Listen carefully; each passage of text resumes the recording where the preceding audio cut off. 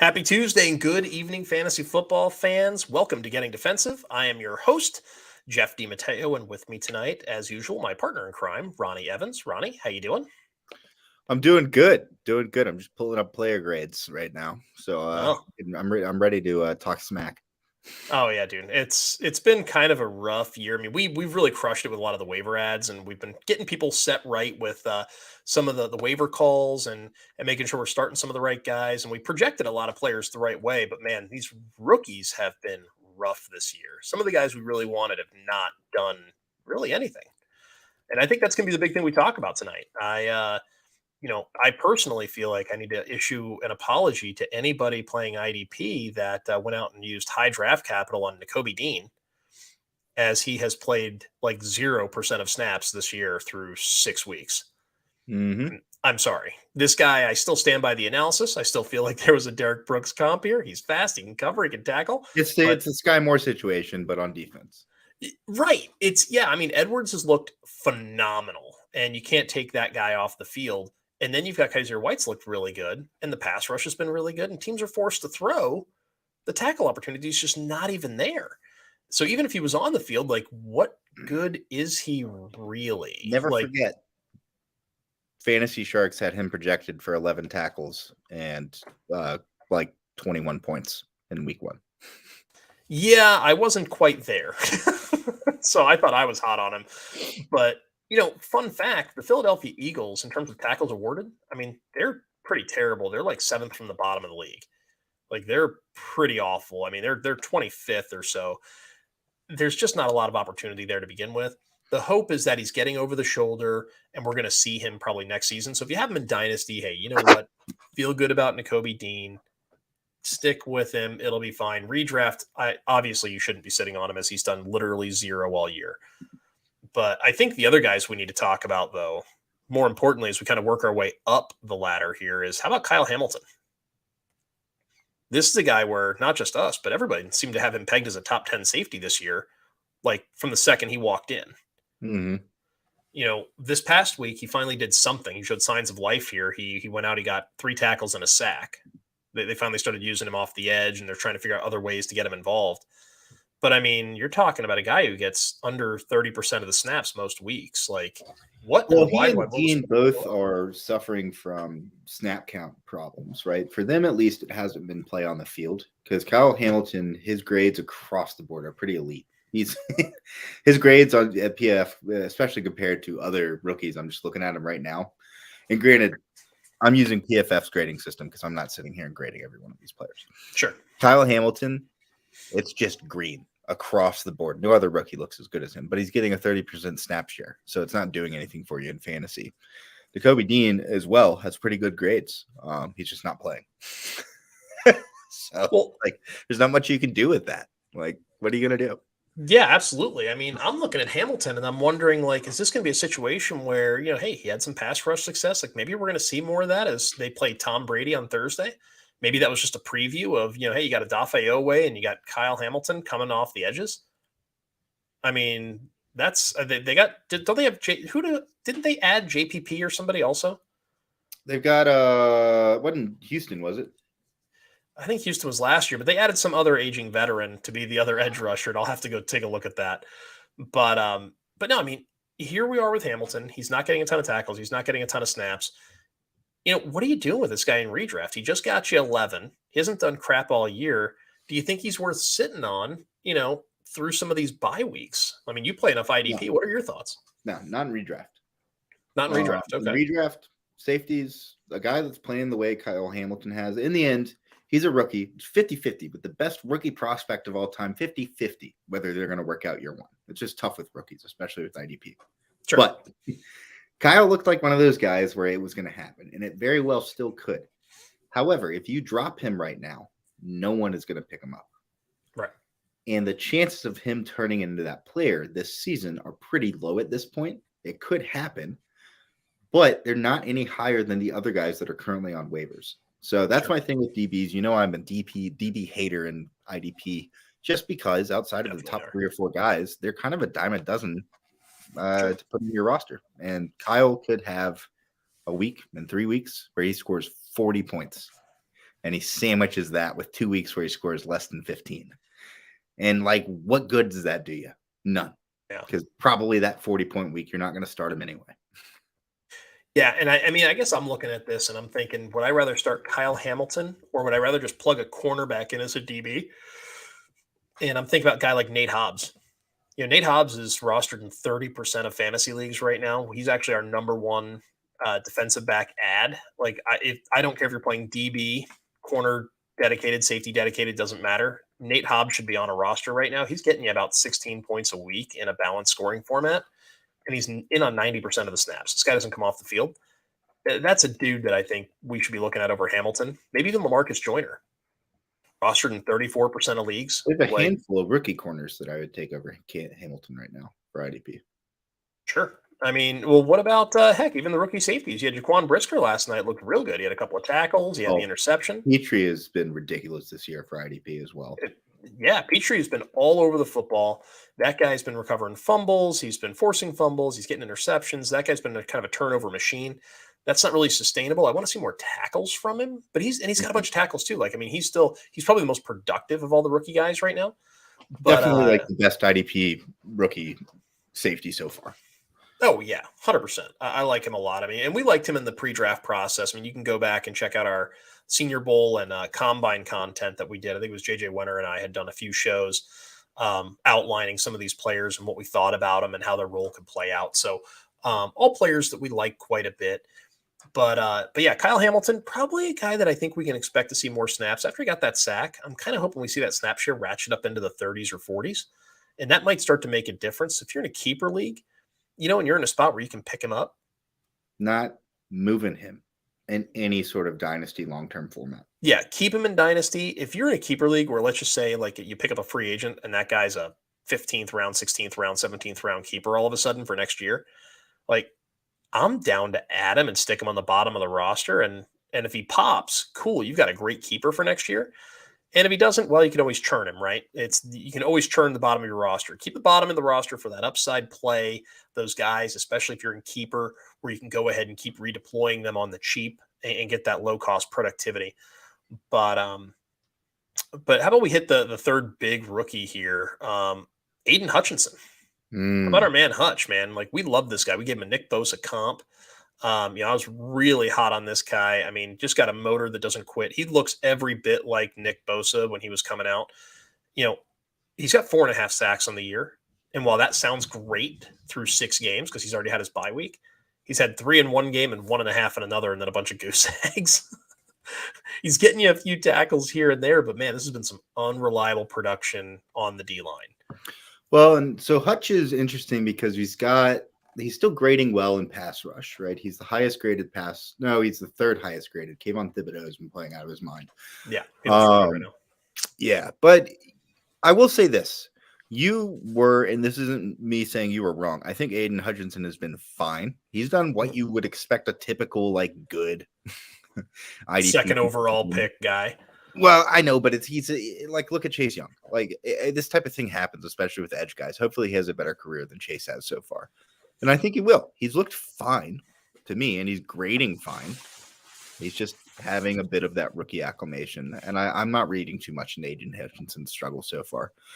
Aiden and Kyle Hamilton and Nakobe Dean, process. I trust the process on all 3 of those guys. And if anyone's getting cold feet in any of my leagues that involve dynasty or keeper strategy, I will happily take them off their hands. 100%.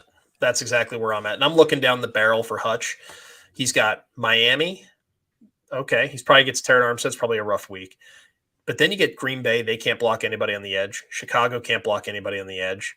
The Giants, despite the first-round draft capital, they struggle to block people off the edge. You got Buffalo. That's probably a toughie. Jacksonville, Lawrence holds the ball for quite a bit. That could be a good week. Minnesota, hit and miss. That's a game where he kept getting close, but he was completely shut out. But he was around the quarterback a lot. The Jets, their whole O-line's defunct. Carolina, who knows who's throwing it, but that O-line's not great. Chicago again and Green Bay. Like, there's a lot of opportunity for some late season pop for this guy. I still think 10 sacks is definitely in the cards here. So if you've got Hutch or if he's available as a free agent in your league, this is the guy you're probably going to add down the stretch. You're not hoping for week 8 productivity because I don't love him against Terran Armstead. But man, I really like a lot of these other matchups against some of these offensive tackles. Because as he and Charles Harris flip sides, and as those two guys are screaming off the edge together, hey man, there's sacks waiting to happen. There's a lot of pressure rate here. Hutch is, I want to say, of the guys that played at least 60% of their team snaps, or I'm sorry, it was 50% of their team snaps. He's something like 8th or 9th in pressure rate in the league. Pressure rate equates to future sack production. I love that. I want to see more of that. So let's get hyped for Hutchinson. I'm gonna stick with my Bosa comp here and stick with, I think at the end of the year, we look at this guy and we're like, crap, this is a top 12 DL prospect because he came out and down the stretch, he gave you 6 or 7 sacks and, he does what he does, getting you 3 to 4 or 5 tackles a week. That's a guy you're talking about every week. He's 4th, 5th, that's where he'll be living every week in terms of productivity. And if you can get him on the cheap right now because he hasn't done much, good for you. Go do it. Go trade that underperforming star that's got the big name that, isn't doing anything. I've got an idea. Go trade Darius Leonard to somebody for Aiden Hutchinson and another piece. Darius Leonard hasn't done anything. He's been nicked up, banged up. We don't even know if he can play the way he had in the past. But that's a situation where I'm down to acquire. I'm buying Hutch right now, probably more so than I had in April because, man, this schedule's laying up for him for a real late season burst. Yeah, I can get down with that. So that was kind of like just looking at the edge grades. Side note, who would you guess has the highest coverage grade of all the edge defenders from this class? Of the edge defenders? Yeah. Oh gosh, is it Trayvon Walker? It is, and it is what do I win? 0.6. Well, and this is part of why we didn't love him for fantasy. Like he went with the top pick of Jacksonville. That's why I brought it up. And we're like, look, he covers well enough and he drops back into coverage and he does all these other things, but those things aren't getting you fantasy points. Like, unless you get 12 points for a pass defensed, or you get somehow points for not allowing a completion or something, or being in the right place at the right time, like that ain't helping you. He's not going to be a fantasy maven, and he hasn't been. He looked great in the preseason. Everyone got hyped because he came out in that first preseason game, got a sack, got a couple pressures. He looked great. But it's been pretty quiet on the fantasy front for Trayvon Walker. And it's a guy that, we just didn't love him for fantasy. It's not that the player isn't any good. It's just that sometimes you need to be a good player in a good situation to make fantasy production happen. On the flip side, though, he has been incredible in run defense, but we knew that was going to happen too. Well, he's getting about 4 tackles a week. Well, actually, you brought up Kayvon Thibodeau, and this is another cat that I'm really excited about. It seems like he's really showed up to play. I mean, the thing that we were worried about when we talked about him in the offseason during the draft process was, does this guy want to play football? Mm-hmm. Like, and we didn't know, right? Like we needed to see it. And dude wants to play. I mean, I'm just looking at, he's got a high pressure rate. You're looking at a guy, he's only got the 1 sack, but he's getting tackles constantly around the football. He's got a fumble recovered. He is getting in there. And here's what he's got coming up. Seattle. I'm not worried about Seattle blocking anybody. And he's got a bye in week 9, so that kind of stinks, right? So a lot of folks probably aren't adding him if he's available in your league. You've got Houston, Detroit, Dallas, Washington. All of those teams have patchwork offensive lines.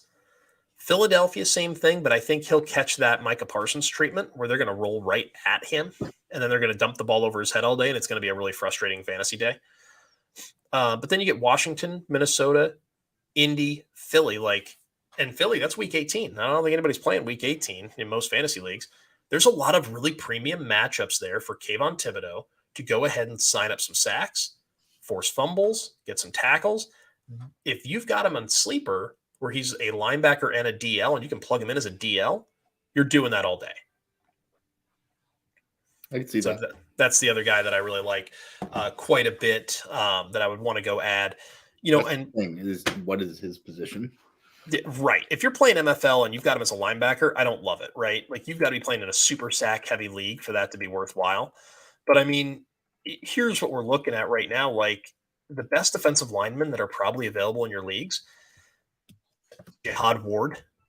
This guy's rostered in 44% of leagues, getting you about 13 points a week. Brandon Graham, 33% owned or rostered, 12 points a week. Justin Matabuke, 10.5 points. He's rostered in 33% of leagues. Sheldon Rankins, rostered in 42% of leagues, 10 points a week. These guys just aren't getting a whole lot. There's not a ton of upside. Rankins, Matabuke, they're not getting you sacks. Jihad Ward, you need a little bit of help to get a sack. You got Brandon Graham, he could do something, but he's 100 years old. I just don't love any of that in terms of DL productivity. I might just take a swing if I'm in a sleeper league on Kayvon Thibodeau instead. Yeah. So that's kind of the. Well, can I bring up? Well, what else is on your agenda? Because there's a few things I wanted to bring up.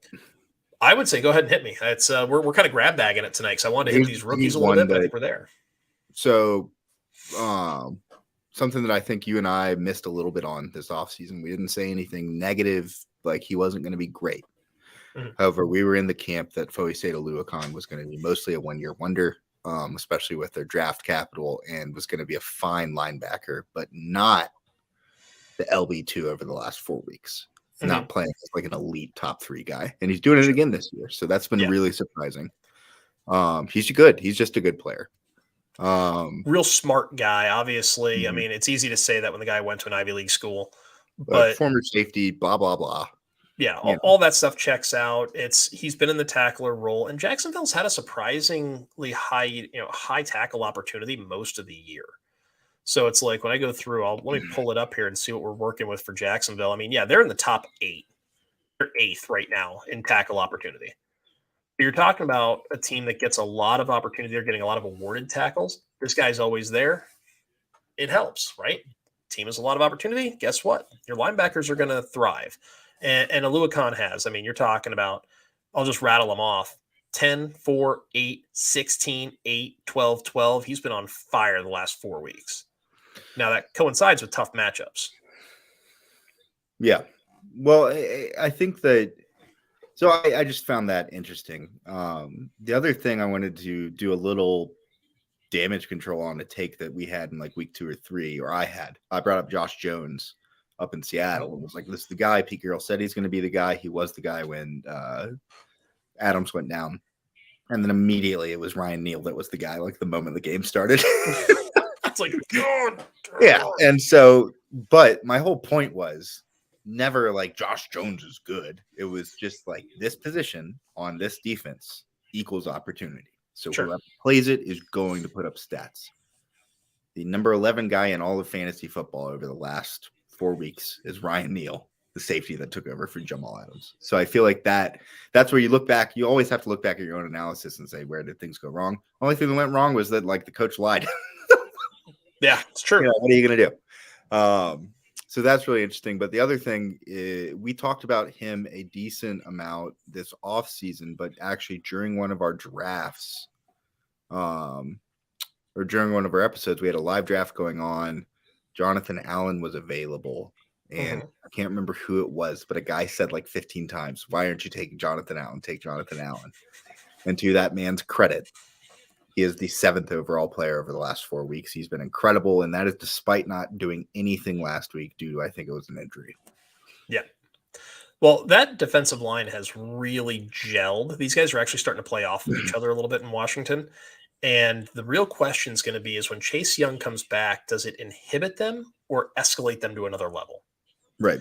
And I find it shocking that we're going into week 8 and we haven't gotten any word on whether or not he's coming back anytime soon. This was a guy initially, the early reports, we're talking from the spring and summer, were supposed to be, hey, he'll be back by week 4. Well, guess what? We're about 4 weeks late for that. Yep. So, this is a guy with super high draft capital, super high potential. His pedigree was outstanding. And here we are wondering, are we going to see this guy again? And is he just going to be a shell of himself? But Jonathan Allen has crushed. Deron Payne has actually looked really good next to him. Montez Sweat's looked okay. They still have some other problems on that defense. Like they're still not very good on the back half. And the fact that Cole Holcomb's their leading linebacker is not ideal. He's not a talented guy. He's a compiler. Like think of a lesser Blake Martinez. And so they have some other holes they have to fill there. But man, you get Chase Young in there and you're not going to be able to throw on that defense. That's the hope, at least. That's what we're all angling for. Well, this is true. And the last one I wanted to bring up, just for the sake of time, is I have to, because you were so kind to repent about Greg Dulcich. Patrick Queen is the 8th overall player in IDP over the last 4 weeks, and I must repent because I took that man's name and I smeared fecal matter all over it every time Jeff brought it up this offseason. You and every other IDP analyst out there. I wasn't I think I was the alone, only but one that was like, Patrick Queen's fine. He's a good player. Leave the kid alone. He's a kid learning how to play linebacker. yeah. Converted running back. But everybody calm the F down. Yep. He's been great. He's been fantastic. So, well, there you go. I'm just glad that everybody can admit to their faults and their shortcomings. And, mine apparently is tight ends, and yours, I guess, is, Ravens linebackers. So here's one last one. Just this is relevant to everyone. Now I see that he won't be playing this week. Bum, bum, bum. Who's that? And he won't be playing in week 9. Dang. When he comes back, though, how do you feel about Jalen Hawkins, the safety for Atlanta? Man. He was cooking. He was. Let me pull up his mix real quick. The one thing I always like to look at whenever I decide how I feel about a player, I want to know. Pick, third-year player, 25. I don't have his opportunity or anything stats in front of me. That's what sounds like you're pulling up. No, well, I'm looking for. I like to see how many of his points come from like forced fumble, fumble recovery, interception, sack. Any plays that can't really be replicated with any kind of ease. But this is a guy that's got 2 10-tackle games. And then he's got, like, the game he had an interception, he only had 4 tackles, but that's still a healthy stat line at the end of the day for fantasy. You know what? Depending on when he comes back, I would hope he's back for week 10. I'd love to see him against Carolina and whoever they trot out there at quarterback, because there's some high interception upside. Chicago could be another opportunity. Washington's another one. And Pittsburgh, there's some bad quarterbacks coming up. Yep. Here's my concern. If your playoffs start week 14, he's on a bye. So I would have a backup plan if I'm plugging him in. If you need him for the stretch, that's cool. But if you need him for the stretch, you're probably playing in the first round of your playoffs, which means you're probably going to need another option there. I like Ryan Neal as the guy. I actually see Ryan Neal as unowned in a lot of leagues or unrostered. Same with Hawkins. I mean, you could probably add either of these guys, especially if you're not in a deeper league. Neal. If he's available. Oh, yeah. It's Neal's number 1. I'm happy to take Hawkins if he's available, because a lot of these guys, injured players, get dropped in IDP so much faster than offensive players. People are unwilling to keep IDP bench players around, which I think is completely asinine. TJ Watt is a guy that for about 3 or 4 weeks there was only rostered in like 27% of fantasy IDP leagues. So dumb.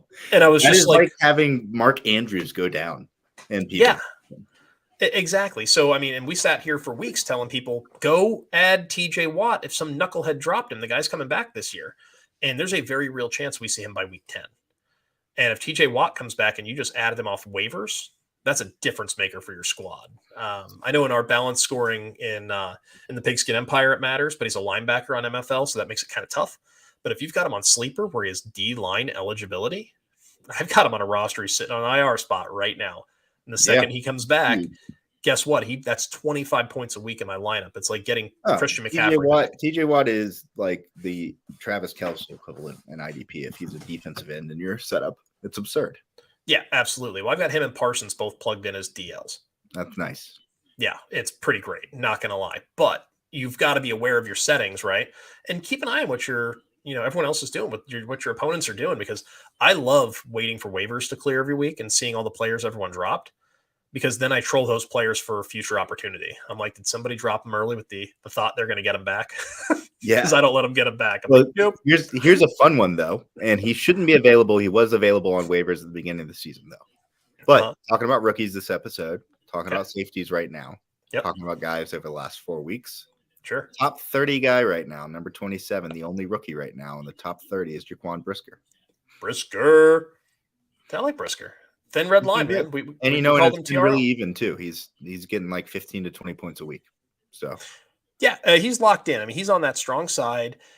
He's the guy right now that can help get tackles. Like, if you're sitting here, looking at, the Bears defense, you're like, well, I've got Roquan, right? He's the man. That's the big guy. You remember my rookie draft bold prediction about Jaquan Brisker? I don't, but I know that we gave him a nickname, so that means he was supposed to be pretty good.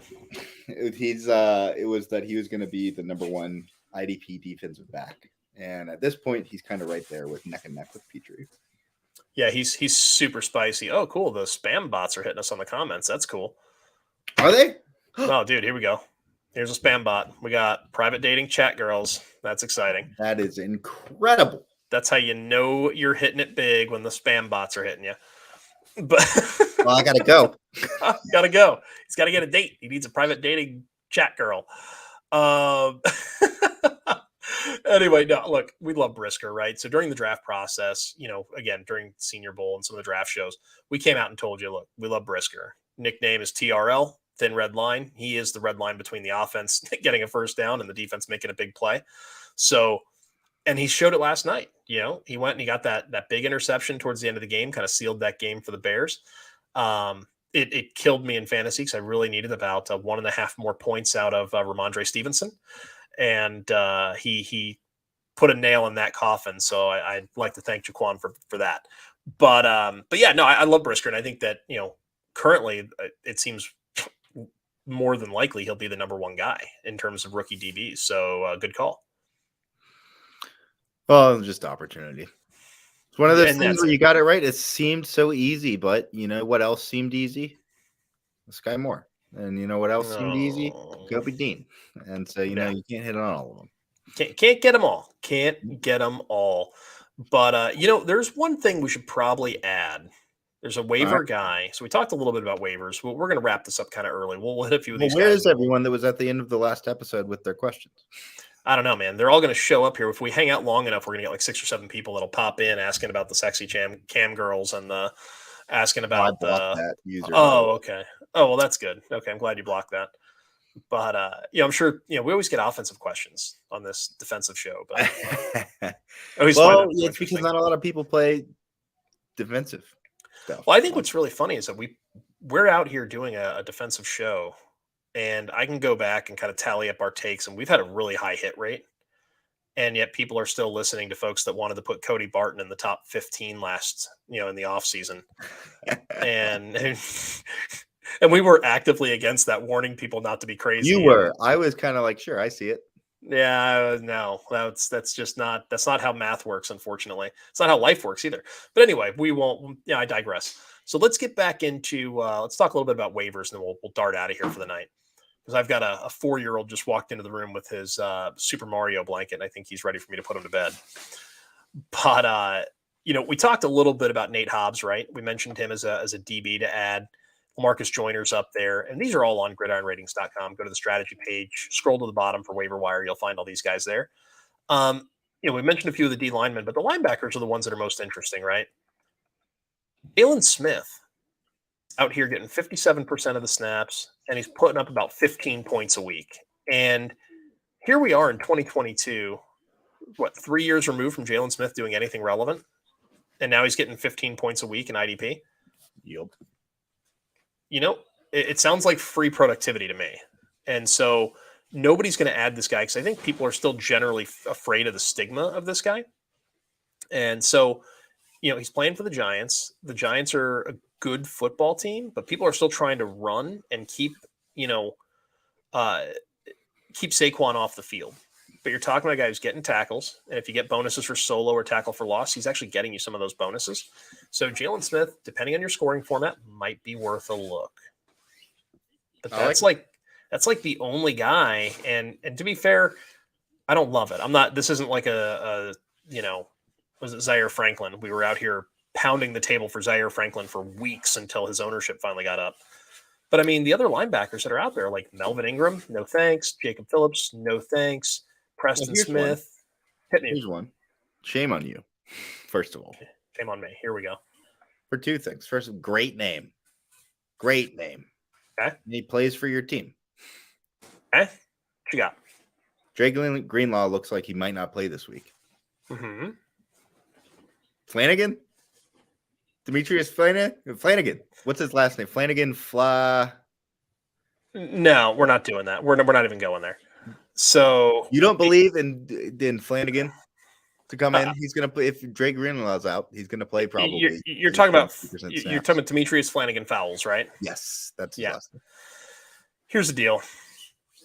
This guy missed the bulk of OTAs. He's a third-year player. This isn't like the situation when Aziz Al-Shahir dropped in last year and dropped 20 tackles when Fred Warner was out. Sure. This is not that level of talent, right? This is a guy, if you're on Sleeper, he's got DB and LB roster ability. So maybe if you're desperate for a DB, you can plug him in and hope for a handful of tackles. But let's be clear. If this guy gets you north of 3 or 4 tackles, it's probably half a miracle. The Greenlaw role, Greenlaw gets some tackles because Dre Greenlaw is really good at football. The role in that defense, it funnels through the strong safety right now, Talanoa Hufanga, and it flows primarily through Fred Warner. That's where the tackles usually get funneled to. Greenlaw gets there by proxy because he's a good football player. I can't sit here and say Flanagan Fowles is going to be that guy. Well, we'll just see. To be fair, I'm calling fouls. I'm calling fouls on that. Out. I will clarify that I have him. I would expect him to put up DB3, DB4 numbers if Greenlaw's out. Yeah, you need to be in a deep league for that ad to make any sense. Yes. But yeah, linebacker's kind of a disaster right now because most of the guys that are any good are already spoken for, right? You know, the thought is people have already scooped up Willie Gay after he came back from a suspension. We were telling you for weeks to stash him because he was going to come back and ball out. That's in the Gridiron Ratings Dynasty League, I own Darius Harris, Willie Gay, and Nick DeVolton. I don't know what I'm doing. Just stack them up. Just get one of the Chiefs backers. That'll be fine. But yeah, we've been telling you who all these guys are, but we're getting into the doldrums where it's harder to find these guys on waivers because guys that are performing and they're going to continue to perform. That's just how IDP is. It only takes you a couple weeks to figure it out. You know, by week 3 or week 4, you should have a pretty good beat on who the guys are and how that's going to play moving forward. But, waivers gets thin for that reason. Defensive backs is always fun, though. That's the one position where every week there's always like 2 or 3 guys that you could pick up. Well, that's because it's a little bit earlier. Yeah. Go get Ryan Neal. Yeah, go get Ryan Neal. Go get Jalen Hawkins and hold on to him. He'll probably be back in week 10, week 9 maybe, but most likely not. Sure. I'll give you one. You want one? I actually love this. Okay. So Marcus Williams, when he went down, it's a different Geno, and he's actually been fairly hot as well for IDP. It is so let's just put it this way: 6 tackles, 8 tackles, forced fumble, pass deflection, fumble recovery, right? Mm-hmm. In our scoring, 12 points, 20 points, right around there. Sure. But that position has been a gold mine for IDP production. Look at it last year. What's his name? Chuck Clark, right? Doesn't even and who's the guy that they had next to him last year? Deshaun Elliott. Yes, thank you. So this guy, he's sitting there. I think he's owned in like 18% of leagues right now, and he's got the Buccaneers coming up. Then he's got the Saints. Then he's got the Panthers. Then he's got the Jaguars. And he's got the Broncos, Steelers, and then in the playoffs he'll have Deshaun Watson, which will be an interesting game. That's going to be in Cleveland. Don't love that one, but then he's got the Falcons and he's got the Steelers again. So I love the slate. He's not owned anywhere. You're in bye week right now. If you need a guy that you can pick up and throw in, he's going to get you anywhere between 12 to 25 points any week. That's because that's what that position does on that team. Same as Ryan Neal in Seattle and Geno Stone in Baltimore. Boom. Well, there you go. Geno Stone, you heard it here first, folks. Go get him. You know, probably in your deeper leagues. We'll see how it plays. But, man, that's about a wrap. That's all I've got, man. I don't have anything special for defense. It's been kind of a, we're getting to that point in the season where it kind of is what it is at this point. Your waiver wire's thin. So if you have direct questions, hit us in the comments. We'll be happy to take them on. Ronnie, any final thoughts? Kentucky should stick to basketball. That's it. Good grief. All right. Well, we're all very happy about what Tennessee was bringing to the table, but I think we're going to go out on that. Nice. Yeah. We also like the fact that you've got Heupel over your shoulder. Oh yeah. With the double birds. Yep. We all know that you're horny for Heupel. Yeah. And so there's that. But with that, I think we're going to go ahead and take it out here. I got to find all the right buttons to get us on the outro. If you've had a chance to view it, thanks for joining us. I'm Jeff DiMatteo. With me, as usual, Ronnie Evans. We will see you next week.